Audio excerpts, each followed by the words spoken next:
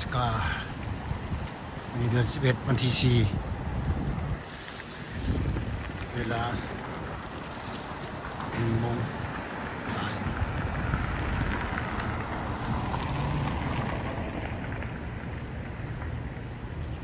อากาศก็เริ่มหนาวแล้ว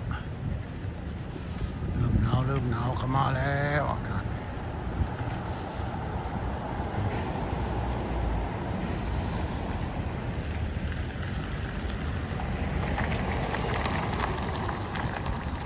นี่เป็นโรงพยาบาล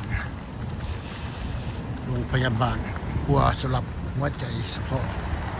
คนที่เป็นหัวใจมานี้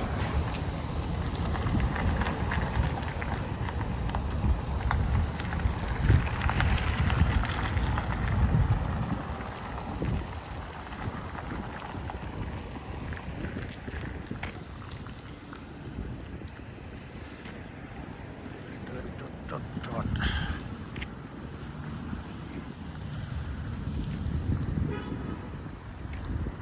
ยังเป็นแดดอยู่เนาะ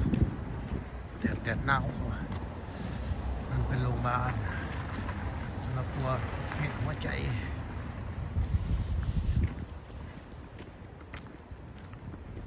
หัวใจผิวต้องมาที่นี่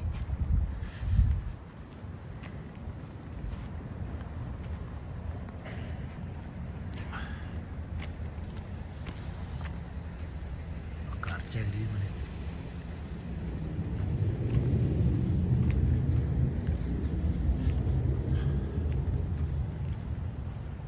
สกาเด้อพี่น้องเด้อ